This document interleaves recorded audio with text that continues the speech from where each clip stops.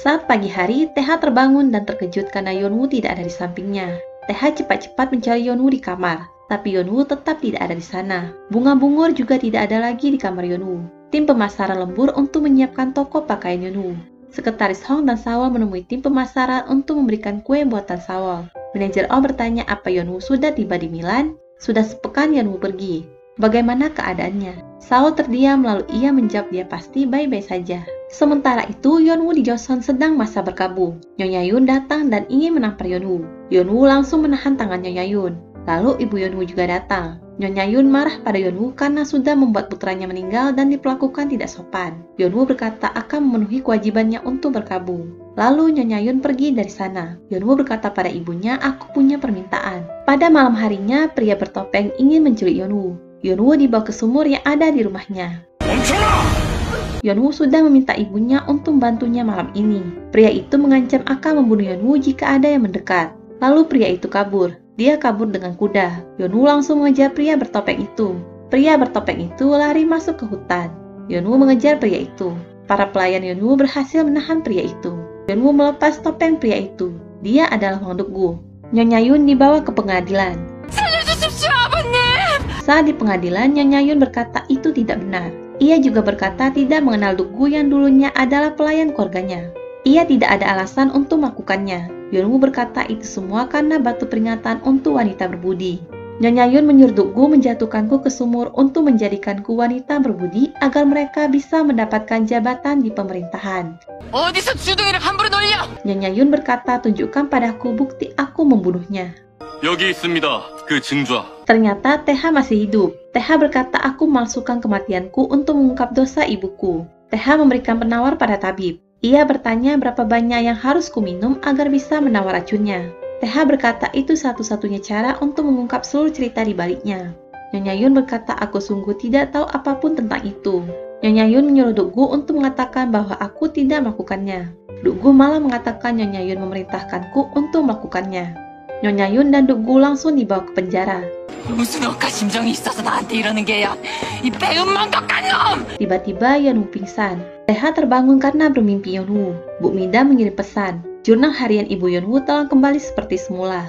Teha, sekretaris Hong dan Sawol melihat batu peringatan wanita berbudi sudah tidak ada di hutan. Lalu Teha menanam bunga di tempat itu. Ia ingin Yeonwoo datang ke sini kapan saja seperti kupu-kupu. Yeonwoo masih pingsan. Teha merawat dan menunggu Yeonwoo. Yeonwoo sudah sadar. Ia mengira Teha yang ada di zaman modern ada di depannya. Teha berkata Yeonwoo sudah pingsan selama 2 hari. Hwang Duk-gu dijatuhi hukuman mati. Duk-gu merasa tidak adil karena ia hanya melakukan perintah. Sedangkan Nyonya Yun dihukum cambuk 50 kali dan diasingkan. Yeonwoo menemui Nyonya Yun di penjara. Yeonwoo berkata kau melanggar hukum moral keluarga hanya demi jabatan pemerintahan. Keserakahanmu hampir membunuh seorang. Minta maaflah padaku, orang tuaku, dan Teha. Nyonya Yun berkata, aku hanya hidup untuk keluarga Kang seperti yang diperintahkan. Suamiku sakit dan anak-anakku tidak bisa sukses. Aku disalahkan. Jadi apa yang bisa kulakukan? Aku harus melakukan apapun demi menyelamatkan keluarga. Yeonwoo berkata, kau bisa saja memilih untuk tidak melakukan hal yang tidak benar. Teha berkata pada Yeonwoo, begitu ibuku diasingkan, aku akan pindah. Aku tidak bisa maafkan kakekku atas perbuatannya. Aku juga ingin bersamamu tanpa merasa malu. Aku ingin mempertahankan pernikahan kita. Yeonwoo berkata, aku tidak bisa melakukan itu. Teha berkata, aku rasa kau benar-benar sudah melupakanku. Aku tidak pernah melupakanmu. Teha memberikan norige Yeonwoo. Teha berkata, memikirkanmu membantuku menahan rasa sakit. Aku ragu saat mengetahui bahwa kau akan menjadi istriku karena jantungku yang sakit. Namun aku tidak bisa menyerah. Meski hanya sebentar, aku ingin bersamamu. Dokter terkejut melihat hasil tes Teha. Jantungmu terlihat baik-baik saja sekarang. Toko Yeonwoo sudah dibuka. Banyak orang yang datang untuk membeli pakaian Yeonwoo. Bu Mida berkata jika Yeonwoo ada di sini, dia akan sangat bahagia sekarang. Rombongan raja dan ibu suri sedang berjalan di luar kerajaan. Yeonwoo langsung berlutut dan meminta agar raja berhenti sebentar. Ia ingin memberitahu raja tentang ketidakadilan. Para wanita Joseon kehilangan nyawa mereka padahal mereka tidak melakukan kesalahan. Pengawal langsung mengarahkan pedang ke leher Yeonwoo. Ia meminta Yeonwoo untuk mundur atau akan dipenggal. Yeonwoo menolak. Ia mempertaruhkan nyawanya. Ibu suri meminta pengawal untuk masukkan pedangnya. 내가 저 아이의 얘기를 들어보고 싶은데. 목숨을 걸 만한 얘기가 무엇인지. Yeonwoo berkata, aku hampir mati demi gelar wanita berbudi. Ada beberapa orang yang belum dihukum. Mereka adalah orang-orang yang berencana menciptakan wanita berbudi palsu demi keluarga, uang, dan jabatan yang lebih tinggi. Jika kau terus menganugrahi mereka dengan gelar wanita berbudi, rakyatmu yang tidak bersalah akan terus dibunuh. Makin banyak orang yang akan memakainya untuk kepentingan pribadi. Tolong perbaiki kesalahan itu agar tidak ada lagi wanita tidak bersalah yang terbunuh.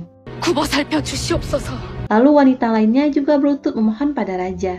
Ibu Suri merasa ucapan Yonwoo benar. Raja berkata janda suci adalah konsep yang indah. Tapi makin banyak orang mencoba memakai gelar wanita berbudi demi kepentingan pribadi. Mulai sekarang kita akan menggunakan hukum untuk menentukan siapa yang layak menerima gelar itu dan pastikan tidak ada lagi nyawa yang hilang karena ini. Yonwoo meminta izin orang tuanya. Ia ingin meninggalkan Hanyang dan memulihkan diri. Karena di sini selalu ada banyak masalah. Ibu Yonwoo tidak memberi izin. Ayah Yonwoo memberi izin. Kau bisa pergi ke rumah pamanmu untuk sementara.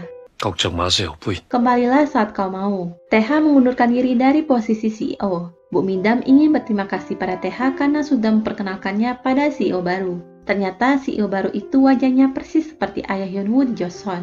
TH memberi hadiah pernikahan untuk sekretaris Hong dan Sawol. Kalian bisa membuka toko kecil di gedung itu. Sawol langsung menerima hadiah itu. Yonwoo tiba di tempat tinggal barunya. TH mengunjunginya. TH tahu pria yang dicintai Yonwoo bukanlah dirinya. Ia juga tahu pria itu memiliki nama yang sama dengan dirinya. 부부가 아니라면 친구는 어떻습니까? 산책 안 하실 겁니까? Mereka berjalan-jalan. Sawol dan sekretaris Hong membuat foto pernikahan. Yonwoo dan TH sedang memancing. TH tertidur. Yonwoo menjahili TH. TH mengira ia menangkap ikan padahal tidak. Lalu mereka mencari jamur. TH memberi bunga untuk Yonwoo. Tiba-tiba Yonwoo melihat tanaman yang bisa menyembuhkan luka. Ia tidak sengaja melukai jarinya. TH langsung menghisap jari Yonwoo. TH berencana membeli hotel itu daripada menjualnya. Bunga bungur belum layu. Aku yakin itu karena Yonwoo. Dia berjanji akan kembali. TH sedang menulis sedangkan Yonwoo menyulam. Tiba-tiba dada TH sakit. Tabib memeriksa TH. Tabib berkata pada Yonwoo dia tidak akan bisa bertahan lebih lama lagi. Kusarankan kau mempersiapkan diri. Sawol sudah membuka tokonya. Nare juga ikut membantunya. Sementara itu, Sung Pyo sibuk membuat novel. Ia sudah tidak lagi bekerja di SH. Ia membuat novel dari kisah Yonwoo dan TH. Sawol berkata novelnya harus berakhir bahagia. Sementara itu, Nare meminta akhir yang menyedihkan. TH mengajak Yonwoo untuk piknik. Aku juga ingin mencoba pakaian yang kau buat untukku. 오늘만 잠시 빌리면 안 되겠습니까? TH berkata aku suka namamu. Yon berarti berdampingan dan Woo berarti bertemu. Aku bermimpi semalam. Itu tempat yang belum pernah kulihat. Di sana aku berdiri sebagai pria yang mirip denganku. Setiap hari aku berdiri di bawah pohon bungur dan menunggu seorang yang tidak pernah datang. Kau juga pasti merindukan pria yang mirip denganku. Maafkan aku, kau pasti teringat dia setiap kali melihatku. Aku tahu itu, tapi aku tetap tidak bisa membiarkanmu pergi karena cintaku padamu. Jika ada kehidupan berikutnya, aku berjanji akan terlahir sebagai pria itu. 당신과 있다 할 수 있어 기뻤습니다.